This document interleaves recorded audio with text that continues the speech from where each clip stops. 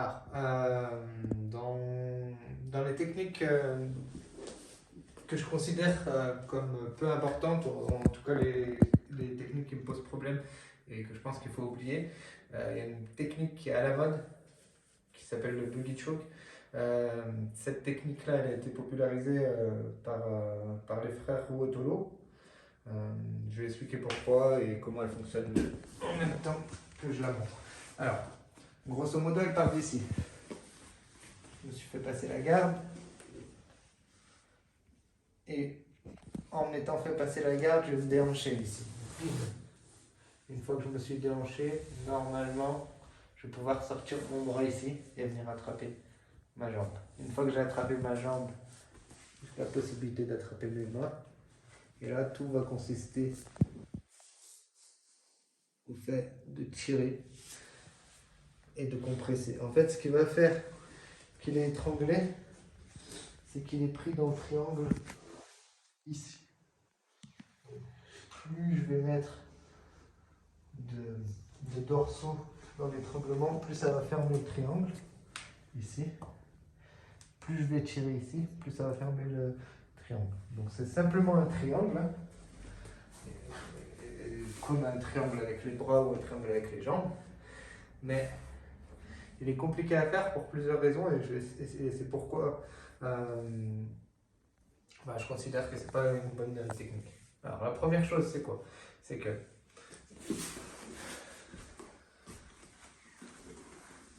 pour arriver là, on est d'accord qu'il a dû me passer la garde. Ce qui veut dire que avant de faire cette technique, il s'est passé des erreurs à corriger. Donc le premier argument contre cette technique, c'est que c'est une technique, il faut se faire passer la garde, donc techniquement, c'est pas bon. La deuxième chose importante, c'est que quand je me suis fait passer la garde, c'est bien de tenter des soumissions.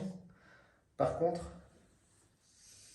pour sortir de cette position-là, il va falloir que je ponte, que je crée de la distance, que je rentre mon genou ici, que je rentre mon underhook ici. Donc il va falloir que je crée de la distance. Quand je fais ça, je ne crée pas de distance. Il y a des techniques. Fais passer ton bras devant moi. Il y a des techniques où je vais utiliser les soumissions pour sortir et créer de la distance. Hop, la clé de bras, si je ne bouge pas, ça va permettre de créer de la distance. Le problème de cette soumission-là, c'est que s'il ne bouge pas, il ne bouge pas. Il ne se passe rien. Je l'ai enfermé dans un endroit où il voulait être techniquement. Donc s'il ne tombe pas dans les pommes, il ne se passe rien. Donc c'est très mauvais pour moi de rester dans cette position et de rester enfermé en fait. La troisième raison qui fait que c'est pas une technique super, c'est que d'ici il peut me slammer. Il peut me slammer très fort. Là s'il me soulève, il va me jeter très fort et j'ai aucun moyen de contrer. Parce que mes deux mains vont être accrochées à lui. Donc c'est des raisons qui font que cette technique pour moi n'est pas bonne. Et pourquoi il faut l'oublier. Donc la principale raison, hein, c'est surtout que c'est une technique qui nécessite de se faire passer la garde.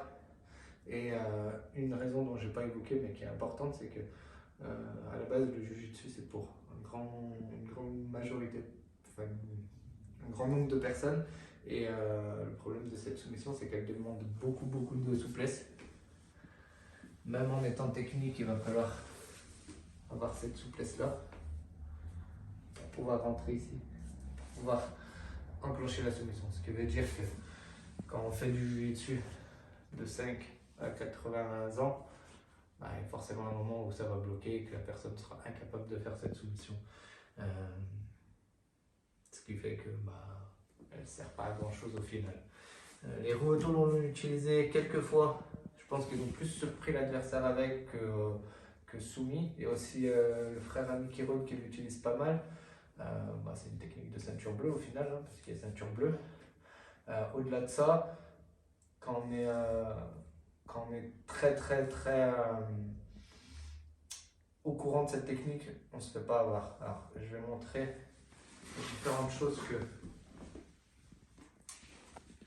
on peut faire pour améliorer la technique. Tout simplement, ce qui va être important, c'est de la faire dans d'autres positions que celles qu'on a vues. Donc là, je suis en croix. Il y a plein de façons de pouvoir rentrer le bucky choke. En croix, je peux la rentrer ici. Il va falloir que je rentre mon bras et que je vienne attraper ici. Ou alors ici. Et que je puisse entrer la technique. Je peux la faire aussi en tortue. En tortue. Je suis en tortue, je vais rentrer. Bon, je vais rentrer mon bras ici. Et je vais venir attraper ma cheville ici. Et là, je vais pouvoir la rentrer de la même façon.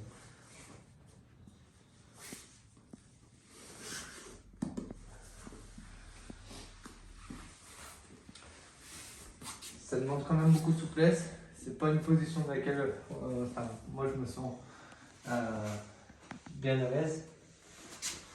Il y a des variantes, par exemple, il y a la variante où je viens attraper à l'extérieur plutôt qu'à l'intérieur, qui est déjà plus intéressante. Que ce soit ici, que ce soit en croix. Je vais remonter en croix. Là, bim.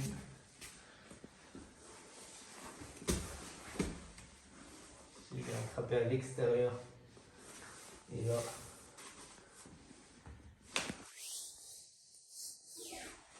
Je suis déjà plus à l'aise. En nord-sud aussi. Ici.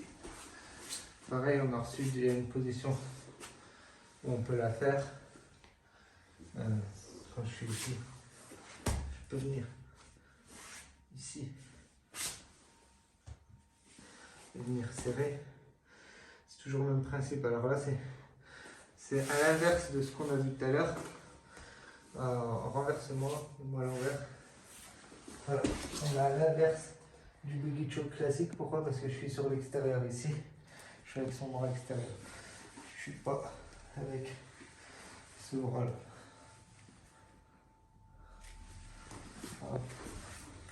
Ici ou ici.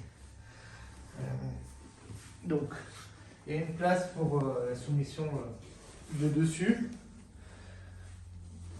de la tortue, du dos. Du dos. Hop, le dos ici. Ici pareil. Je peux venir si j'y arrive. Ici. Et je vais réussir à le faire taper de la garde.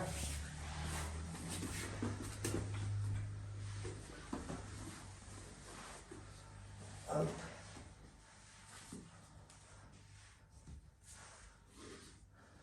Ou de la demi-garde, c'est pareil, hein, la demi-garde, je vais la montrer quand même, c'est la même chose. Ici. Dès que j'ai réussi à faire ça et à mettre l'uppercut, je vais pouvoir tirer et l'enfermer dans le crâne. Donc, de ces endroits-là, c'est moins gênant que du moment où on s'est fait passer la garde. C'est moins grave de les tenter, mais ça reste quand même des soumissions. Voilà, quoi, il y a beaucoup mieux à faire. Beaucoup mieux à faire. Donc voilà, c'était le buggy choke.